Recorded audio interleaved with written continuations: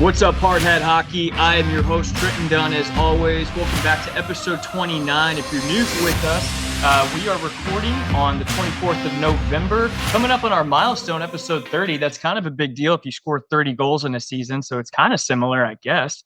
I don't know, Grant, what do you think about that coming from Columbus, Ohio? I think that's a great benchmark that we can kind of start grading ourselves on. 30 tucks is what the kids say. That's usually the barometer of a successful season. So I don't know. I'd have to go back and listen to some old episodes to see if every single episode we found the back of the net. I'm sure there's a couple where we probably left the podcast studio like, I got to be better next week. But 100%. I know I felt that. Time flies by. It's crazy to think that we've done 30 of these, but everyone's a great time. Yeah, absolutely. Folks, we are on Spotify, Apple. Check us out on however you want to view your podcast, YouTube as well. Leave a comment, leave a review, tell your friends, Facebook, Twitter, reach out. We'd love to have you on, at least get some feedback and see how we can adjust our show to you. We got a great show for you today. We got our stock market, as always, going to be talking about a couple transactions over this last week to include the continuous coaching carousel that doesn't seem to stop with news today, Grant.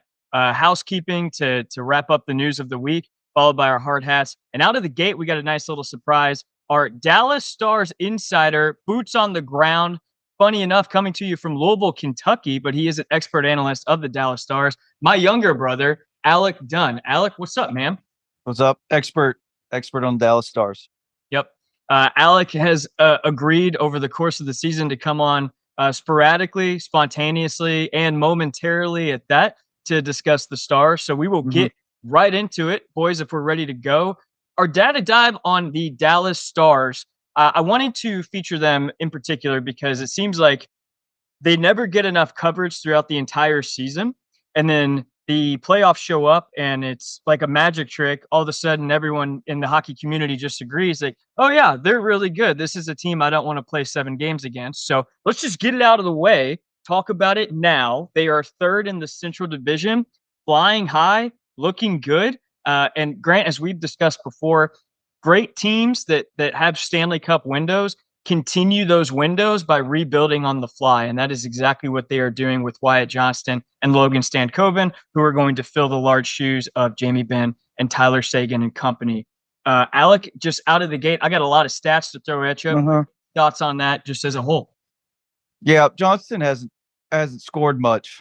We need him to score. Obviously, Robertson's going to be disappointing as per usual. He's not going to score how we want him. I mean, I don't know. We're a balanced group. I get that, but you still want your guys to build off of the success from last year. And I feel like those two guys have noticeably not put the puck in the back of the net. Yeah, I don't disagree there. One of those players underneath the ice, you would suggest that good performance is coming. He is generating chances, and I won't ruin the surprise. Another player, I don't think it'd be any shock beneath the surface, is not generating anything, playing very low event hockey, and I think we would agree on that name. Grant, thoughts out of the gate? I think the thing that surprised me the most about the Stars, and maybe this shouldn't be surprising, but like they just seem like their defense is just stingy as hell. And I mean, I'll be honest, Alec, like you're the expert. I don't catch too many Dallas games, but since doing this pod, like they're a team of kind of along with like the Bruins that I pay more attention to. And it just feels like other teams are just scrapping and clawing to get pucks on the net against them. And kind of what you mentioned, like maybe some of your guys aren't finding the back of the net like you want. But if you're a tough team to play against, then, that could kind of paper over some of those concerns. What's scary about this team is they produce by committee, and a guy like Miro Heiskanen hasn't even... You hate playing teams like that. Right. He hasn't even been that involved offensively yet, noticeably, but defensively, he's been a wall. Another guy who's been a wall in net, Otter is in playoff form right now. The team is fielding a 54% Corsi for on average, so they have the puck more often than they don't. They have 56 goals for, and then expected goals against is 56. Actual goals against is 44. So what does that tell you? A little middle of the pack. A little middle of the pack there. But there's a 12 goal difference in expected against and actual against, which means that Ottinger is playing above bar at this point. Yeah. Like to see that continue in a tough Central Division that's starting to balance out a little bit. The cream rising a little bit. They're 8 points behind the Winnipeg Jets, but have played 2 less games. So that is promising. Trent, can we do a snapshot of the Western Division just really quick to kind of set the table? Yeah, absolutely. So we got Winnipeg up top. They are in first with 34 points. Second is the Minnesota Wild with 30 points. Dallas Stars with 26. Abs after that with 24. And then you got Utah and St. Louis at 19. Predators in 7th place at 17. And Chicago Blackhawks with 16 points, and they're in last place. So it's starting to settle into haves and have-nots a little. The 4 teams you would expect to make the playoffs are all in a playoff spot at this point. Yeah, so yeah, and you might have disagreed with the order ahead of time, but we're kind of seeing what we expected. Yeah, absolutely. So I broke down a couple lines here Alec, to give you some meat on the bone to chew on. So the line of Mason Marchment, Tyler Seguin, Matt Duchene, they are the only line that has stayed together consistently. So much so they have over 100 minutes time on ice together, more than any other line combination. They're also the most productive line, 10 goals for, 5 goals against, and a 57 Corsi for. So really crushing it. One would suggest that Matt Duchene may see some regression, seeing as he's shooting at a 30% shooting rate, which is ungodly to maintain for the entire season. He wants to stay it. Out of the gate, love to see Seguin getting those wheels turning. Any thoughts there? Sagan's a killer. I love that man. Yeah. Duchene, I kind of expect him shooting percentage to stay there, maybe tick up a little. Seguin obviously setting him up for some easy stuff. That all seems pretty on par for where we are in the season. Okay, then you've got another line here that's more defensive, just very responsible, I would say. Jamie Benn, Wyatt Johnston, and Evgeny Dodonov, 2 goals for, 0 against. So a little bit lower event hockey, but again, 0 goals against at this point. That's very responsible and sustainable. I don't know why you'd break that up. And then Alec, here's one for you to get after. Jason Robertson with Johnson and Rupe Hintz, 4 goals for, 4 goals against. So obviously Robertson's inclusion there lacks the defense a little bit, and that's where you see that. Look, Dallas hasn't let up that many goals, but clearly if there is a line that is a weaker point, this may be the one. So, well, in our last 2 games, we won 4-2 and 5-2. So I think the scoring's starting to tick up. Yeah. Which is a trend across the board this year. Yeah. I mean, for the most part, I mean, I don't watch any other games besides Dallas. That's good. No, that's healthy. Like you don't. No, I got my blinders on. Yeah. No, that's good. Alec, funny enough, I looked up who's got the most rush attempts on the Dallas Stars. I don't think you want to take a guess. Explain rush attempts to the listeners. Sure. Yeah. Like hot rush out of the zone, crossing more than one line on the ice, and like an odd man rush into the offensive zone. Oh yeah. Basically generating that with your feet. Dodonov. It'd be, to everyone's surprise, Jamie Benn. Even though he's -2 plus- this year. It's the worst on the team. Which Ben is? Yeah. Huh. If -2 is the worst on the team, that's pretty good. Yeah, ain't bad. A lot of teams take that. That's pretty good. Yeah, I was kind of shocked to see Jamie Benn with the lumber legs leading the team in odd man rush attempts. So that's fun. The defense leaves him alone because they know he can't score either. Okay. Something to be said about that. I mean, if you can, the puck doesn't get into the attacking third on accident. Right. You know, you do at the end of the day, you need guys that kind of can lead a rush. So one guy you're going to want to buy stock on, and this is going to be obvious, Logan Stankoven leads the team with chances generated. He has generated a team-high 8 rebounds and leads the team with 49 shots on net. And that is first, just ahead of Wyatt Johnston. Wyatt Johnston's second in that stat. Another suggestion that he's going to be coming around here shortly. Logan Stankoven is on his 2nd year of his restricted free agency deal, and they'll look to re-sign him once that deal is up. I would not even tempered with a bridge deal, I'd just go right in. This guy is a stud, and he's going to produce, like we said at the beginning, for the Stars for years to come. He's Grant, for 21. this, what's Holy that? cow. Dan Coven's 21. Correct. Just a kid. And just like Wyatt Johnston, I'll go ahead and get into it. Grant, I put in the stocks that I'm buying and selling specific to Dallas today.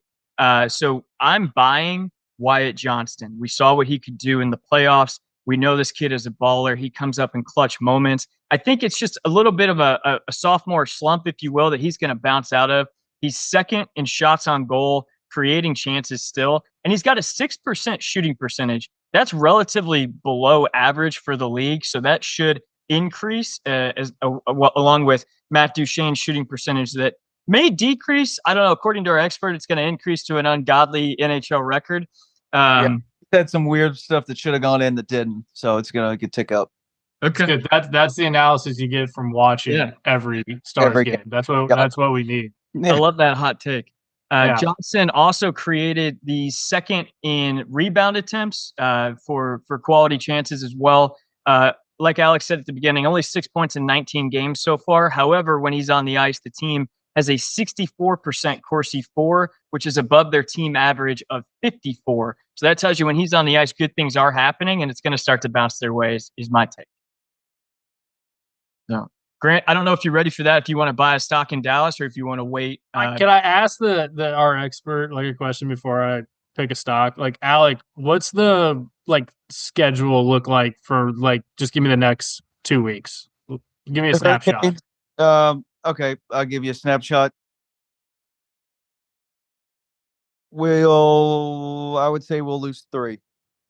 No, is it a road trip? Are we at home? What's the vibe? Just give me It's a little bit of a homestand coming up. Okay. All right. So when you're at the home, Stars win on the road, your role players win at home. That's the old saying in hockey. So I don't know. I think I'm just give me more of Andre. And I think it'll still hold on long enough that will pay off. I think what this team's doing is just it'll be fine because it's the Stars. I don't know, and I don't want to downplay. It's just the same team that they have, and it works. I don't know how else to put it. Final, and then that's it. Well, okay, so Trent threw out a lot of numbers there. I was looking Alec. It seems like the vibes. From a vibes standpoint, you're kind of low on your boys. It's just I'm been burned. It's the same. I've read this book for the past 3 years now, and I know the game. Okay, I guess that's fair. I can understand how that would weigh on an individual, but this season there's still a lot of hockey left. There's a lot of meat on this bone. Do you not think that from December to March, you should want to enjoy the experience at all? I'll enjoy it. The first couple the couple weeks kind of leading into the playoffs is exciting because it's sure playoffs are coming up right around the corner. Until then, weather gets a little warmer, feels a little different. I'll be better until. Do you think you'd feel different if you lived in Dallas and could go to the games and stuff? No, it's best that I'm not in the arena. Probably. Oh. You think you'd get escorted out? Yeah, I probably have my poster up. I'm always curious about that because I think I can understand what you're saying. I've lived through a lot of really bad jacket seasons, obviously. But when you can go to 5 to 8 games a year, you just find yourself just getting on board with it. Yeah, being this team kind of stinks, but I love them. I've never just go to the game. Yeah. Yeah, in person, in spirit, I've been at every game. And physically, in person, I have not seen one. So actually, no, I take that back. I've seen one in Chicago. Well, we gotta change that. Yeah, we gotta go to Dallas. And I sit at the last row, and it's not great viewing experience. The United Center's tough, dude. Yeah. Were you going at the height of the Kane Taze era? This was in 2017. Yeah. The tail into that. Yeah, dude. I went to a Jackets Hawks game in 2015, and yeah, general admission, top row, back against the wall, paid a full month's rent just to get into the door. Yeah, it's not. And the Jackets were not good that year. That was the year, Trent, that where the Jackets like lost like 9 straight games, and they like brought on Tortorella. Oh, nice. Yeah, Nice. shout out to the United Center though. Like we've had some good times there. Alec, do you think you'd be escorted out for like altercations with other fans or like stadium construction or what is it? I keep everything in house. It'd be with Dallas fans. I try to be welcoming to away opposing and want them to have a good time. Yeah, hostility your own fans though. Yeah, little public like PI. Yeah, I would say. Okay, little Randy Marsh similarities. I'm passionate about my team. I'm not going to apologize for that. This is why you're on as the Dallas Stars boots on the ground analyst. One of the many positions with Hard Hat Hockey. If you'd like to apply as the analyst for another team, please send in an application and let us know. Or if you'd like to refer somebody, we do have a referral program that I just made up in my head. Alec, I'm going to end with the stock that I'm selling really quick, and then I'll tie it up together with my optimistic outlook. Okay. The stock I'm selling is Jason Robertson. No surprises here. He leads all forwards on the Dallas Stars in turnovers. He has 16, and that leads by a country mile, 8 points in 19 games. Every line that he's been on is low event production with whatever combination seemingly he's been mixed in with. He has 2 rush attempts, which is half of what Jamie Benn has, and which is kind of inexcusable seeing as how much heavier Jamie Benn is than Jason Robertson. He's created 3 rebounds, and he currently makes an all-star salary at $7.75 million. There's 2 years left on that deal. Really curious to see how they approach that. You obviously have the re-signing of Johnson and Stankoven coming up. You're going to get a discount on Ben after this season. His $9 million deal is clearly going to be cut at least in half, I'd have to imagine. I don't know what his next contract looks like or if it's even with Dallas. You got any thoughts there?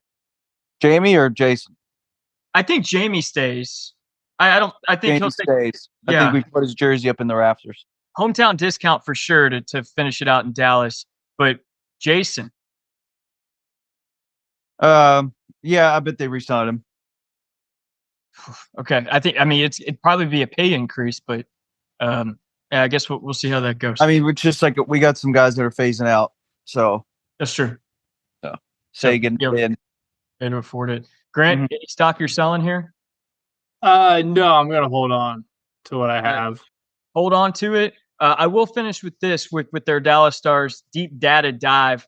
With the way the West is shaping up is relatively predictable with similar faces that we've seen in playoff positions. However, I think the matchups created and how Dallas matches up against the top teams right now is much more favorable than even say last season. You're playing Vegas out of the gate. Vegas is still good, obviously, but they weren't as good this season as I think they were on paper last season. Didn't really matter. We saw Dallas beat them in round 1. But number 2 in the Pacific right now, you got the Calgary Flames, and that remains to be seen if that's going to hold. And then past that, every team in the Pacific, I think Dallas matches up really well against. And out of the Central, I mean, we've seen how Dallas has matched up with the Avs this last playoffs. If the Avs can figure out their health concerns, maybe it's a tighter matchup, maybe not. Minnesota is second in the Central. I think Dallas matches up very well with them. And then you got Winnipeg on top in the Central right now. Personally, they're going to end up playing the Oilers. Well, just want to reiterate, I predicted that a couple weeks ago. Dallas Stars in Edmonton? No. Jets, Oilers. Oh, in round 1. Yeah. And I put a marker down on that 2 weeks ago. I want to keep putting that out in the universe. And that's Winnipeg's worst nightmare. I would be. I think I know Edmonton beat Dallas in the conference finals this past season. I'm not convinced that they could do it again just from what we've seen out of the gate thus far. And I think Dallas has a team with so much playoff experience at this point that they're going to know how to handle themselves in a 7-game series with any team, especially the defending Stanley Cup losers, the Edmonton Oilers, obviously losing in the finals to the Florida Panthers. Any closing thoughts there, Alec? I don't want to see Edmonton ever again. Just like on TV or against the Stars or anything, just ever. Yep. Well, he said he only watched the Stars game. I only watch Stars, so I mean, already had a head start there. You're not missing much, honestly. Like the Oilers haven't exactly been like appointment television this year. There's just Edmonton's the team I never want to see again. Avs, obviously, Calgary. Those are kind of the big three that I hope the NHL kind of disbands. I'm going to try to not take that personally. Don't take it personally. If you're with us on video, you see I'm wearing an it's not your fault. Avs hoodie and hat. Alec, I was thinking about this before you came on this week. Your hatred for Colorado, like, I don't hate Dallas. You know, you hate Colorado, so it does seem like a one-way hatred there. So I don't know. You're maybe right. You're probably right. Yeah. Right. Okay. And that'll never. Yeah, I don't anticipate it changing, even with the holiday season coming up, and we're supposed to be loving and forgiving of each other. But no, it'll increase. Okay. All right, that sounds good. Well, folks, you heard it here first. Alec, thank you so much for providing your expertise in the Dallas Stars realm, being our boots on the ground analyst there, and we really appreciate the time, brother. Appreciate it. Have a good one. All right, see ya. Yeah. See ya. And folks, if you're just now joining us, that was Alec Dunn, Dallas Stars expert and analyst. Always live entertainment with him coming on, provides quite a unique and you say aggressive perspective is what I would characterize that as regarding the Dallas Stars. Grant, I swear, even growing up, I realized there was conference rivals there between Dallas and Colorado, played each other a lot, but I never harbored a lot of hatred for the Stars. And no, you directed all your hate to the Wings. Yeah, at the Wings growing up, and then that slowly evolved to Minnesota and kind of a little bit of St. Louis, definitely of late Vegas. But yeah, I've never really hated the Stars, so I think that's just a little sibling rivalry that he maintains, which is he's the younger one, right? Yeah, he's the younger one, so it's a that lot of tracks. That would. I can imagine if you were my older brother and you were super into the Avs, I would probably not be stoked.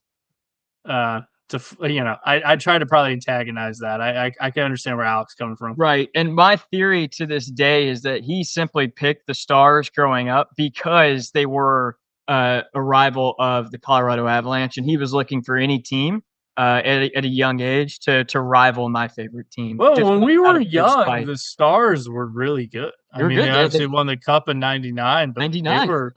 And then, when your formative years with like Madonna, a USA guy, like, totally makes sense that a guy. I imagine him and I are similar age. That would play. Totally get that.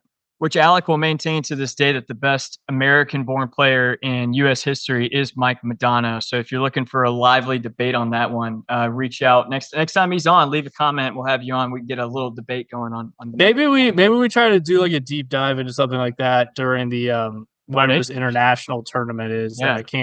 I can never remember the name of, but I know it's happening.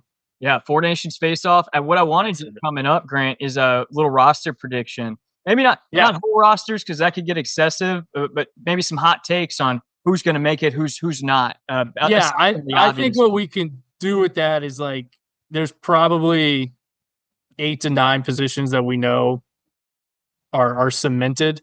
And then maybe you're trying to pick like who's on the like chopping block there. Yeah. Maybe not the best choice of words there, chopping block, but like who can you fill the team out with? Yeah. Because I'm starting to see a lot of that pop up on my social media and just like you just said, roster projections, who's hot, who's Yeah. Well, kudos to the NHL. I know we give them a lot of flack for TV and advertisement, things of that nature over the past couple of weeks. I will give them credit. I have started to see a lot of advertisement for the Four Nations face-off, so that is exciting. I'm glad they're marketing that in the right way. International hockey it scratches a good itch. Like I think we've missed it as a society because we've been robbed of it for decades, 12, 15 years really. Yeah. All right, Grant. I got a stock market snapshot for you today. It's a little bit shorter, but it has more of your involvement in particular. So out of the gate, I've got concerning trends that I've seen this past week. I've got winning trends. We'll go through those at any point. If you want to add in, just say the word. And then from there, I've got a specific set of teams on if they're going to buy, if they're going to be buyers or if they're going to be sellers. at the trade deadline. So it's going to Okay. I require like this. a little bit of projection on your end on their performance for the rest of the season, which is speculative. We understand. And the teams here are the teams that aren't necessarily the obvious ones. We know Vegas and Colorado and even Dallas will look to add at the trade deadline. We know even out east, Montreal, a team like Pittsburgh, probably I don't know, maybe who's obvious at this point. Potentially the Flyers are sellers at this point. So outside of the obvious ones, I've got teams that are flirting around the wild card positions. Okay. For us to chew on. Teams in the hunt. Exactly. In the hunt. Yes. That's the term. A young stud like Matthew Nyes out of Toronto, which leads me into my winning trends for the week. You got the Toronto Maple Leafs, 7-2-1 in their last 10 without Austin Matthews. Huge response in a game at home against Vegas. 0-0 tied going into the third. Ended up winning the game 3-0. The team was ignited after an open ice hit from Zach Whitecloud on Matthew Nyes. Fortunately, he is day-to-day right now. Should be back soon enough. However, I love the response. There was a huge 5-on-5 brawl initiated by John Tavares, and that was amazing to watch. He certainly finished it, and he really stepped up as the leader in that room in Matthews' absence. And they haven't missed a beat. They're playing great, and we'll talk about Matthews' situation specifically here in a little bit. Buffalo Sabres, look out! It's they're a playoff team. Bills Mafia, Sabres Mafia, same fans. And you get into that crazy time of year in the city of Buffalo. They're 7-3 in their last 10. Believe it or not, they have a positive goal differential. I don't know the last time I saw that next to the Buffalo Sabres stat line. They are +4. So hopefully they can keep that up. We've said on this podcast all year, once we get around American Thanksgiving, this is kind of who these teams are. And buddy, Sabres are a playoff team. Let's do it. Tage Thompson, let's. All right, Grant, here's where I get you involved. So don't overthink this. I got a couple teams listed in bold here on the script that are in the hunt, dancing either in a playoff spot right now or definitely going to be flirting with one by the time the trade deadline comes around. So with what you know about these teams, their assets, cap management, ages, rapid fire, just quick reasoning on if they're buyers or sellers. And kind of like I said before, kind of some prediction on their performance for the rest of the season as well. So out of the gate, Central Division, I got the Nashville Predators. They are currently 8 points out of a wild card spot, 3-5-2 in their last 10. They are struggling to score, and they sit 7th in the Central. Yeah, I really do make like an effort not to come across as like too cliche or like too like just parroting kind of the natural conversation that happens around some of these teams. But like the Preds, it just didn't work.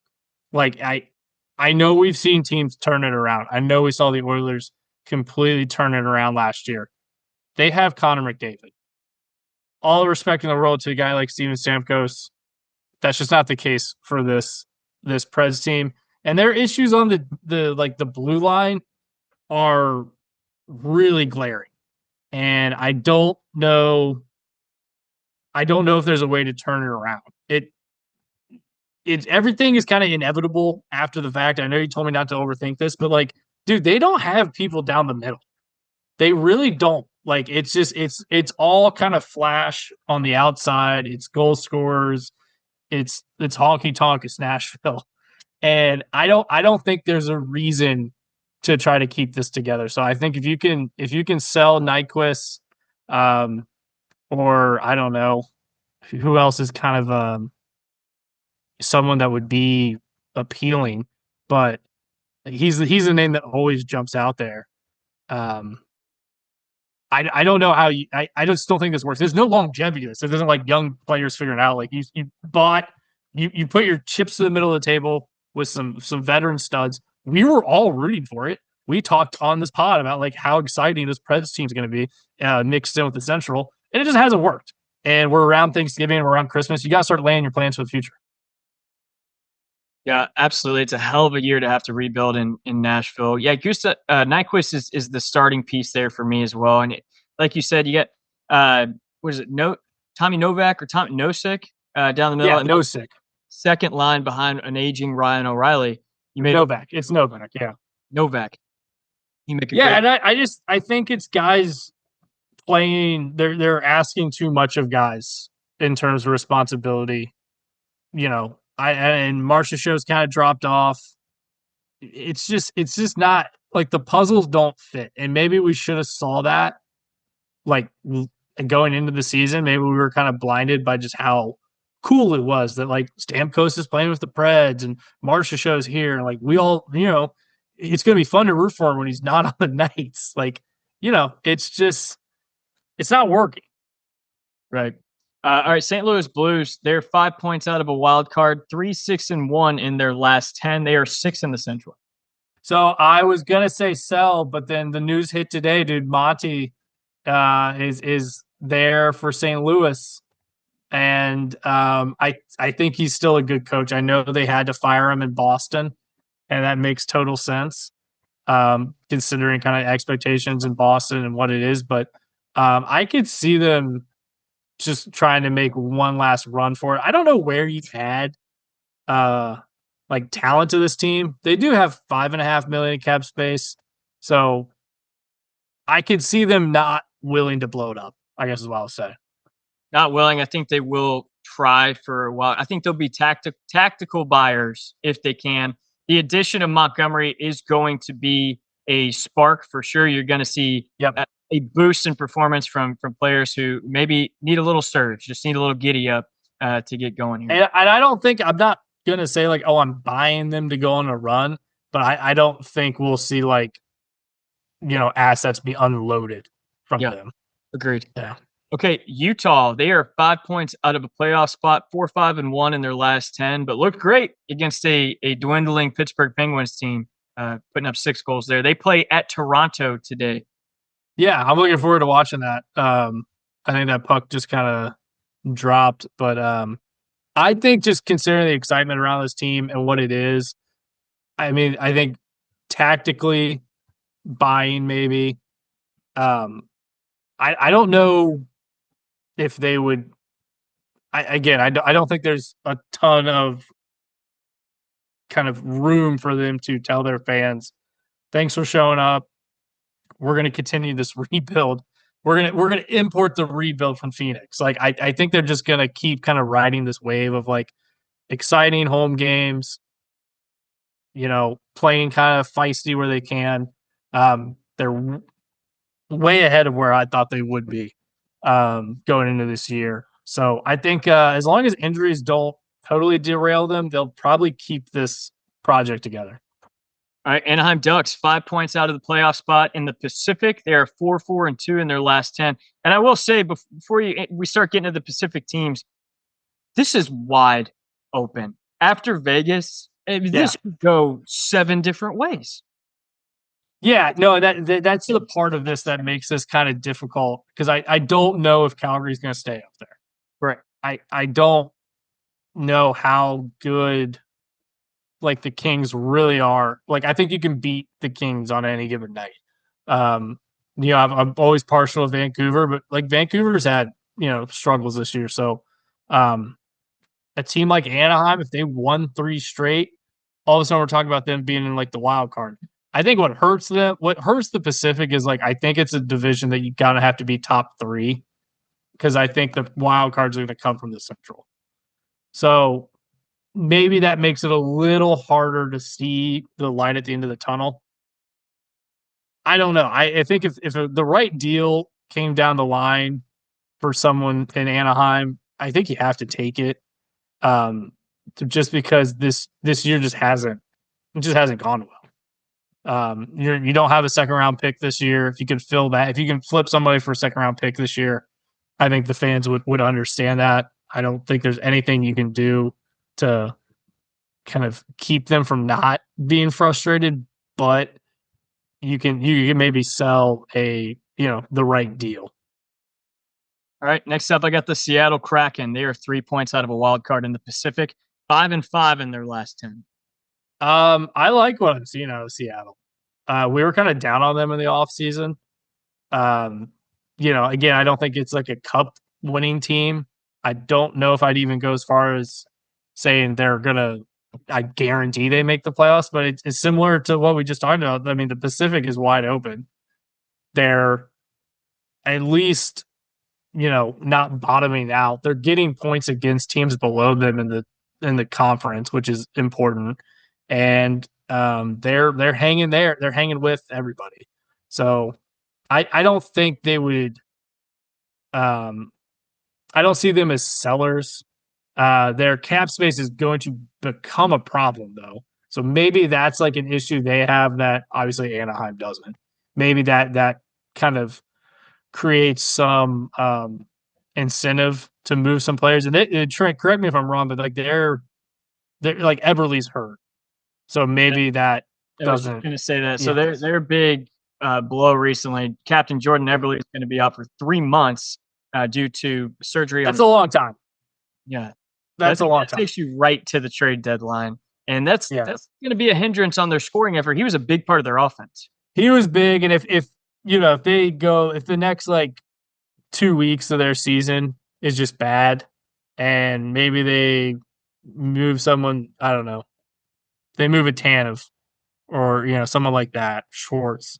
I don't know if it's someone like in a later contract where the contract's kind of up, then move that, give yourself some cap relief going forward. I could see that making a lot of sense for Seattle. But again, it goes back to what we said in the offseason. This is a team kind of built around like paying second liners like first liners, and you're kind of seeing that. It's like you're good enough to hang around, but you're not gonna. You're still not up there with Vegas or even LA, unfortunately. Okay, Calgary Flames. They are second in the Pacific. They have won 4 straight. Big part, Dustin Wolf in net is goaltending prodigy right now. I don't know if you see warm-ups. He does this super athletic 2 skates off the ground, like high jump, like knee tuck. Oh, yeah, it's impressive. Careful. Yeah, you can break some blades, but hey, he makes it look good. No, I think Calgary's got to buy, man. They got so much cap space and they're playing with house money right now. You don't want to hurt yourself taking on more than you can chew, but how can you not look at what they're doing and say, hey, we got a chance to kind of be in the mix here. So whatever they need, it's not really a team I watch super often, just being the time zone area, but I have always kind of thought that they would fall off, and here we are knocking on doors of Thanksgiving, and they're still near the top of the Pacific. So maybe it's a team I should start tuning in more for. Yeah, I'm going to take this moment to formally apologize to the entire city of Calgary. If you listen to us this offseason, I predicted Calgary to not only finish last in the Pacific, but to be one of the worst teams in the NHL.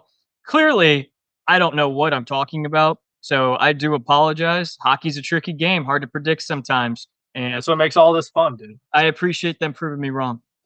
All right, let's go out east. Out of the gate, Boston Bruins. We'll talk about the coaching fiasco very soon, but just team perspective only. They've won 2 straight with new head coach at the helm, Joe Sacco. They won against Utah at home and then at Detroit in a close matchup last night. Currently second in a wild card spot. Yeah, it's still not good. Like it's still not good. I don't know if they have the room. I know you told me not to overthink this, but I will bring up their cap stuff. I don't know if they have the room to like fix this in one deadline. Like they might be able to hang around a wild card. Maybe if another team drops off, they're in a better position. But dude, like we talked at the beginning of the season of Swayman kind of needing to figure it out. He hasn't looked great, in these fall months, and I think this is kind of just who they are to an extent. I mean, they made the coaching change. Again, I get it. I get Boston is kind of a different stratosphere where you can't get your ass kicked by the Blue Jackets and expect to keep your job. But there's real issues on this team that goes beyond just who's behind the bench. Yeah, I just thought of this, Grant. They have been in a lot of trade mover rumors, and one of them in particular with the Anaheim Ducks. I wonder if they're not getting sick of Zadorov's penalty minutes, and if they would consider either we. I know they've been in talks with Zegras, which I think would be a mistake. I don't think that would be a good fit at all, but that is what's hot out there. But I wonder if a straight up Zadorov for Cam Fowler, or maybe even because Cam Fowler is so much older than Zadorov, the Ducks flip Fowler and a draft pick to Boston in exchange for Nikita Zadorov, if that would make sense for both teams. I think a guy like Cam Fowler would thrive in a Boston situation. Huge hockey town, playing next to a Charlie McAvoy or even a Brandon Carlo. I think that would be a good mix as well. I don't know. I think there could be something there. That sounds fun. Fowler's just been in Anaheim forever. I can't, I want what's best for I want what's best for Cam Fowler. I don't know him. He's just good. He's a good skater. He's a dude, that's an old school, like, I wanted the Jackets to draft him way back in the day. Like, yeah, 100%. I don't know, man. I think a lot of the issues for the Bruins are just up the middle. Honestly, like, I don't know if they have guys that can drive the line and set up in the zone, and maybe they're just getting kind of pushed around a lot, which feels weird to say about a Bruins team. Maybe Nikita Zadorov and Charlie Coyle in exchange for Cam Fowler, Zegras. I don't know. They probably have to toy with that a little bit. I'm just spitballing here for Sweeney, which I'm a little shocked by all of it. I am too, and I got a bone to pick with Mr. Sweeney. We'll get to it. All right, Tampa Bay Bolts 4-4-2 in their last 10. They're 1 point out of the wild card. Yeah, they're still good. I don't know who would they even unload. Who are the pieces to kind of pick apart here? I don't know. I think you buy. I think they're going to look to buy. So I don't think they're going to have a lot to. Yeah, I agree. I don't think. Let me rephrase that. Based on everything we just said about the Bruins and the fact that right now it is the Buffalo Sabres in the third spot, I think Tampa feels just fine with where they're at. I agree. Something that makes sense to me. We talked about Nyquist early out in Nashville, and they're I think going to look to unload a little bit. Okay, yeah. Maybe you ask them to retain some cap on Nyquist. We know Nyquist, his value has gone down. He is older, and they could get that at a premium. Hey, retain some of the salary, give us Nyquist for the playoff run. Okay. Yeah, I could see something like that. If it's not him, it's somebody similar. They're still really good, man. Yeah. McDonough just slides right back in to everything they do. It's kind of Cam Fowler, Ryan McDonough and Cam Fowler are very similar. USA born, same year group or age group, rather. I don't know if it's the exact same year, but right around that same time with Team USA.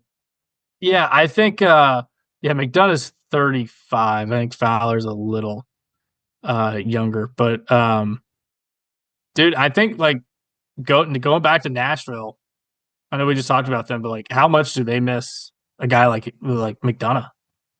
Yeah, absolutely. Like that would. I don't think that would fix everything, but I think it would feel like the bottom wouldn't feel so low in Nashville, and he's done everything that you kind of think of a Ryan McDonough season for Tampa. Let's go northeast. Let's go to the New York Islanders. They're 2 points out of the wild card spot, 4-3-3 in their last 10. I wanted to put my own opinion here. Lou Lamoriello should be a seller. He should be. Dead. He's not going to be. Not going to do it. Going to buy. These guys are OT. They keep just stealing points in OT. Is what they keep doing. If you see their like games, they're not. They will hang around. He should trade Brock Nelson for everything he can get. Maximize that value as much, because that value is not. This is the highest his value is. Yeah, this is they've gotten kind of hit by injuries, heavy too. Like it doesn't look and feel good on the island, but they're not gonna sell this.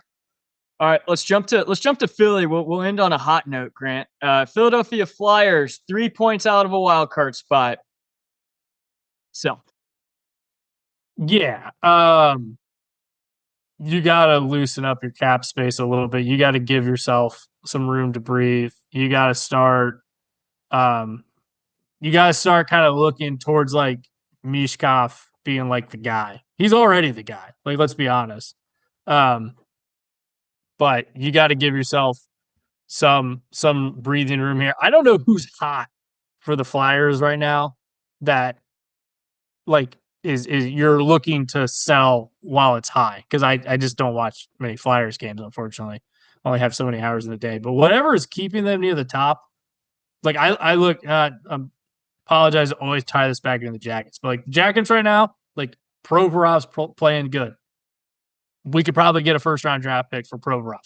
Who is the Provorov on the Flyers right now that you can kind of flip, move, unload some cap, and not ruin the vibes on the team? Who's performing? Sanheim is doing well. A guy like Jamie Drysdale, who came over in that trade last year for Cutter Gauthier, isn't doing as well. He's found himself as a healthy scratch for a few games.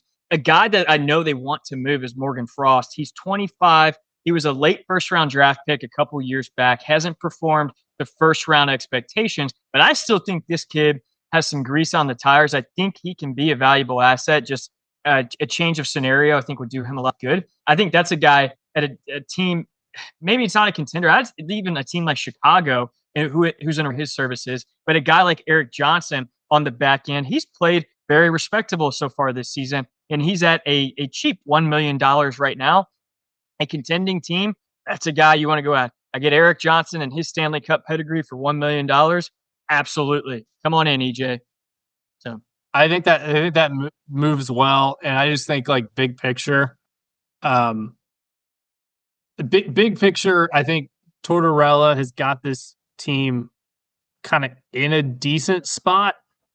I think the knock on him from years ago, where he doesn't like young guys, I think that's kind of overblown now. I don't think you're still in the league, this long, and he had a success in the Jackets with like historically like one of the youngest teams ever. So like you can put some young moldable young players around him to play how he wants to play. So I think it just depends on what the front office sees as the team here, and I think it's Mishkov and whoever you can kind of put around him to just keep them exciting, because it is interesting. I mean, they're up there. If we're going to talk about like the Jackets being exciting and contending and plucky, you got to talk about the Flyers too. Yeah, absolutely. Speaking of the Jackets, let's finish up the Let's East go with your boys. They have won 3 straight. They are now 3 points out of a wild card spot. So out of the gate, talking about in terms of their buyers or sellers, you got this asset, David Jurek. Ever since he was moved down to the AHL, he's been hot in the rumor mill. Yeah, people definitely are calling about Jurek. He's a guy that got sent down a lot last year, and it didn't feel like it was managed well. Talked a lot about it on this pod, so I don't want to belabor the point. They took some time to talk about him this year. It's been a work in progress, this whole roster, and the blue line was a little crowded. We bring in Dean Fabro. He's been phenomenal. You can't keep him off the ice. Guys like Christensen and Harris have found their way. We haven't had to rely on Jack Johnson as much right now as we have. So it's just a crowded room right now. And they kind of told him, like, listen, we're not just going to play you because you're like a first round pick. Like you have to earn it right now, because everyone else is, And it sounds like he took it well. There's another young blue liner down there, Matejchuk, who we're all really excited about. And, those guys just being together and winning some games in Cleveland might not be the worst thing in the world. I think you move Provorov before you move Jurek. Like, my God, like if someone wants Provorov and you get a first round pick for him, great. I mean, that's a great turn. I don't think you move on from a young player after just 2 years. considering how tumultuous it's been in Columbus so far. I think what I've heard is if the Jackets were to pull trigger on a Giroux trade, they want a similar young player. They don't just want a draft pick. They definitely don't want like a vet guy for like a playoff run because that's just not what the expectation is right now. Like if they keep winning and the vibes are great, awesome. We're not going to, kneecap our cap space just because we're ahead of schedule here. We're not going to get players here that are in the way of the development of a Kent Johnson or a Cole Sillinger or a Fantilli just because we're ahead of schedule. If we're going to move on from players, they need to be, draft picks because we always need more of those, and also similar kind of younger talent is kind of where we're at right now in Columbus. I love all three of those names you just said. They're all so. I do too, man. It was maybe it was simple enough of just getting Kent Johnson back. I love Kent Johnson, man. That dude can fly. He can fly. He's playing really well. We just talked about 3 games have been a lot. The past 3 wins have been really exciting. We just talked about Morgan Frost out of Philly. That's a guy looking for a change of scenery. Was a previous first-round draft pick. I don't know if they would treat that as equal value, but maybe there's something there for an exchange.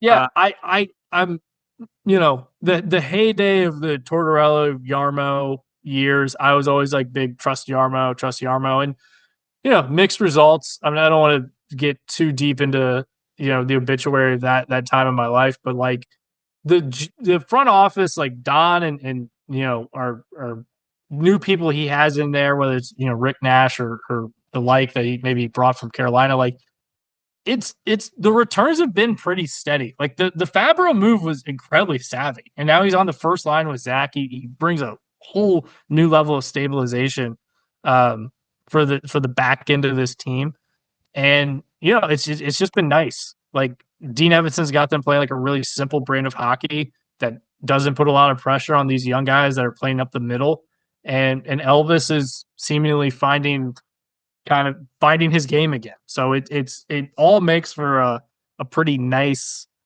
blend of hockey right now, and if they can just get a couple more wins and stick around that kind of wild card race, I think a lot of people in Columbus are going to be happy.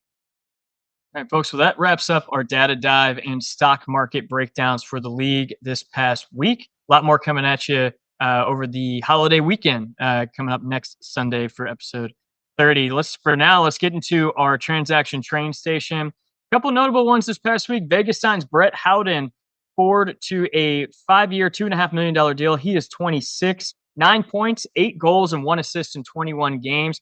It's amazing what happens when you get right guys cast in the right role. When you've got third liners playing on the third line, and when you've got second liners playing on the second line.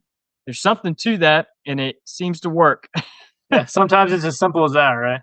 And it makes me this kind of signing makes me think of the Boston situation, where I'm starting to believe like a guy like Elias Lindholm. I like Lindholm. I think he's a good player. Maybe he's not a first line center. Maybe he's just miscast. That happens, and that's when teams start to get in trouble. Talk about Boston in a second. Toronto Maple Leafs signed Alex Nylander, brother to William Nylander. This is his first contract of this season. He was an unrestricted free agent. He signs a 1-year deal at $775,000. He is 27. Exciting to see the brothers on the ice in Toronto. Yeah, no, this is fun stuff like this that you love to see. All right, let's go to our NHL housekeeping. Quick stuff out of the gate. The Philadelphia Flyers honored Eric Johnson this past week for his 1,000th game. The game was ironically against the Avalanche. Really cool moment before the game. He had Landeskog surprise him on the ice. So I thought it was a really classy move of the Flyers organization to allow that to happen because Landy and Johnson are very good friends. Yeah, it's one of those moments that just remind you how close-knit the whole league is at a lot of times. And all these guys know each other, maybe sometimes too well. But it's fun. It's fun when you see that. And 1,000 games, man. That's everyone wants that. Pretty good. Long-time Hall of Famer Pavel Datsyuk signs a 1-day contract with the Detroit Red Wings and formally ends his career in Detroit. Don't miss playing against that guy. Cool. Yeah, Datsyuk, just some of the nightmares as a kid. Just seeing him demolish the Jackets. Good on him. I mean, that's a very like Red Wings move. You know, an organization that really values their history. So. And before I forget, Joe Thornton this past week had his number raised in the banners. That was a lot of fun, wasn't it? Snap Center, San Jose Sharks, really cool to see. Had a nice little stylish top hat on. He looked sharp. He's always looked sharp. It's cool. I mean, it's crazy how like synonymous he is with like the Sharks in a lot of our eyes. Alex Ovechkin will be out for the next 2 months after a collision with Jack McBain of Utah. It turns out he has a fractured left fibula. This is obviously going to set back the Washington Capitals' offensive efforts. Most notably, it's going to set back the goal record, chasing Wayne Gretzky. I think for me, this pushes the chase into next season. Yeah, unless he has some just miraculous recovery.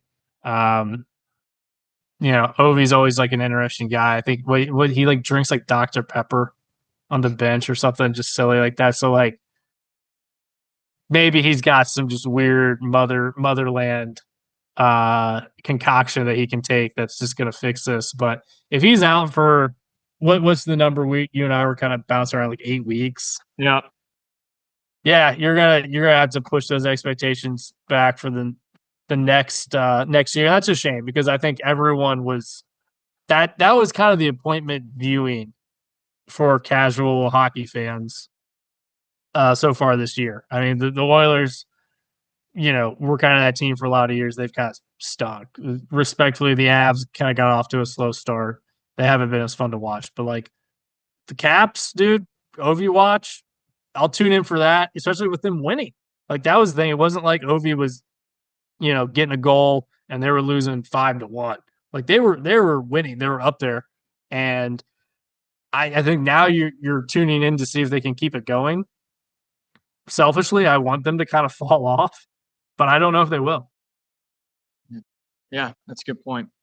All right, out of Toronto, we talked about their winning ways of late. Haven't missed a beat without longtime captain Austin Matthews. He started the season 11 points in 13 games. He has not played since November 3rd. Really mysterious situation here. So it is a diagnosed, quote, upper body injury that they will not reveal the details of. And in a very bizarre move this past week, he flew to Germany to see a, quote, trusted doctor for further diagnosis of this issue. They're apparently, and I don't know how this adds up, targeting a return to the Florida trip at the end of November. This is no small move. This is no simple run-of-the-mill injury. You're flying across the Atlantic Ocean to diagnose a standard upper body injury. There's something else going on here, and they're not going to reveal it. This is the NHL. It's very mysterious league. It's the NHL. It's Matthews.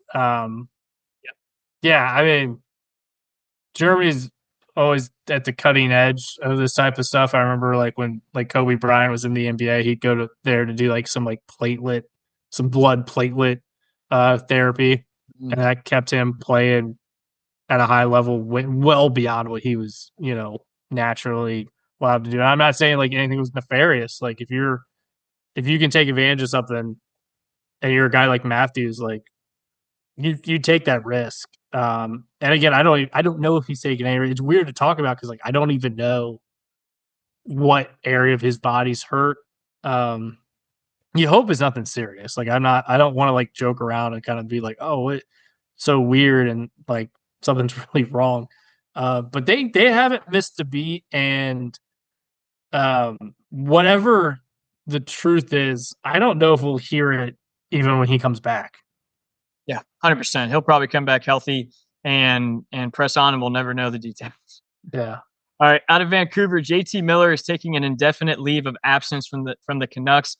Quote from GM Patrick Alvin: "Right now, our sole focus is making sure that JT knows the entire organization is here to support him. This is definitely in relation to a recent injury. I wonder if there's more here." Our guy, man. I'm a big JT Miller guy. Everything I kind of could find online was just a dude that needed a break.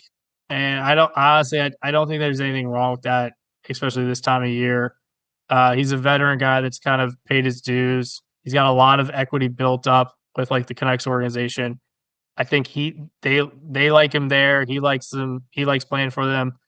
I mean, like Canucks fans can be a little aggressive at times, but they seemingly like JT when he's playing well. And I hope he's okay. I hope he takes the time he needs, and he can be back in the ice. Ohio guy, been around the league for a long time. I love watching him. Hope he's okay. Maybe it is just as simple as like he's burnt out a little bit, and like I've been there with my jobs previous.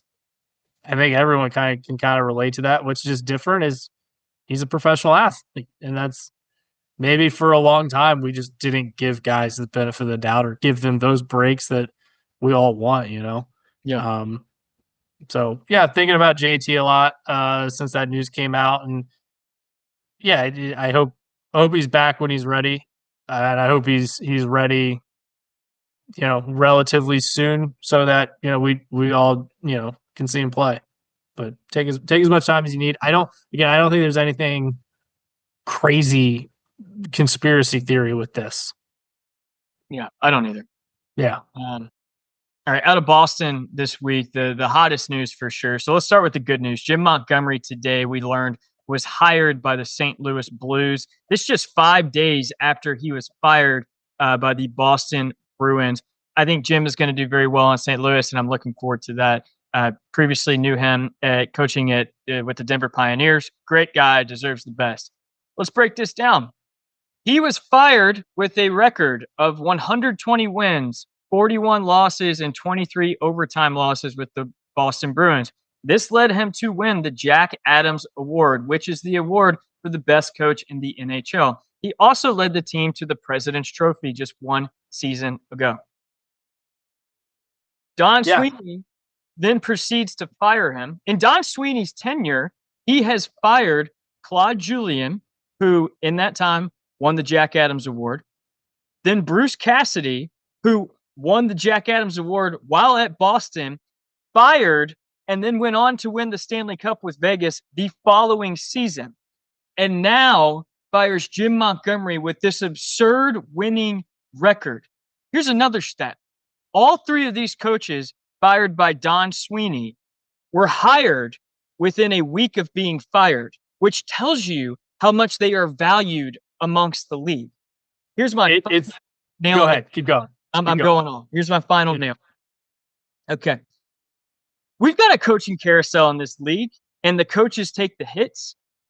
May 2023, last year, the Jack Adams finalists were Montgomery, Dave Haxtell of Seattle, and Lindy Ruff at the time in New Jersey. All 3 since have been fired. They are essentially the bulletproof vest of these GMs who have made poor decisions, put rosters in poor situations, and then the coaches take the fall for it. Final quote from Don Sweeney this past week. Quote, "We're going to identify the guys that love being here, love representing the Boston Bruins, and if they don't, then I'll make some changes as a result of that, and performance will drive it." Quite frankly, Mr. Sweeney, wasn't that your job during the offseason? Yeah. No, everything you laid out there is very telling. Like, every one of these guys that's moved on has had a lot of success with the Bruins and then had success elsewhere. And I have no doubt that Monty will have a bright future. He's got a bright future ahead of him, whether that's with St. Louis or a different organization. But the Bruins just get away with it because they keep winning. And that's kind of the part where, like, maybe we're up against the barriers of that. I don't know. Hockey's a weird sport, but I've said it a couple times on this episode. Like, Boston is just a little different. Expectations are that you feel the expectations in the building more so than maybe some other organizations outside of maybe like Toronto or Montreal. It's that type of organization. So he's got this ability to just axe the coach and create some breathing room for everybody else. And that's oftentimes what we see. And that doesn't make it right, but that's the precedent. And I don't know. You're right. We're starting to see the limits of what this roster can achieve. They did him wrong, frankly. They did him Yeah. wrong. I hope he does well in St. Louis. My last news note here. Over the offseason, it came to the NHL's attention that 28 teams allegedly offered trades to the Carolina Hurricanes for Marty Necas. They were seriously considering moving him. He is now third in points with 33 in the NHL. 28 teams. That's almost the entire league offering for the services of Marty Necas. Clearly, they made the right call. Who do you think didn't?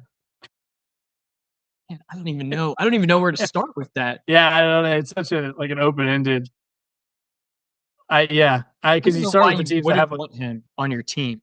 Maybe you heard something personally. I don't know. Or maybe you're just like, yeah, we can't. Like the Caps were like, we already did the PLD move. Like, there's no way we can bring in someone else. Yeah. Maybe the Maple Leafs.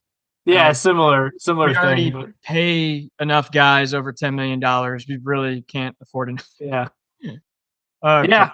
No, I mean it's such a sticker shock headline. You're like, what? Like He's that's got to be from his agent, leaked that, right? That's the only way that come down. Drive up the value even more. Yeah. Hey, did you know everyone wanted my guy? Yeah. Yeah. Yeah. All right, you ready for the hard hats? Yeah, I'm ready to go. The hard hats of the week are sponsored by Leroy's Bar. Located in the heart of Worcester, Ohio, Leroy's establishment has provided cheap pitchers and a safe haven for all of the Fighting Scots of Worcester since 1969. Make your reservations today. My hard hat of the week goes to the guy who has filled the leadership void in Toronto in Matthews' absence. Had the big fight against the Vegas Golden Knights as a response to the hit on fellow young star Matthew Nyes. Took it upon himself, took accountability for the team, and has played and delivered. John Tavares, been a leader for a long time and still delivering. That's a great move. Love that. I'm keeping it in Columbus, man. We're doing too hot not to keep it here in the hometown. I'm going with the goalie, Elvis Merzlikins. There's a lot of guys that are, worthy of this hard hat, whether it's Kent Johnson or Sean Monahan keeps doing Sean Monahan things. But Elvis last night in a shootout against the Carolina Hurricanes, a team I talk a lot about, and a team that's really good. Jackets found a way, kind of forced OT late with a goal in the last minute.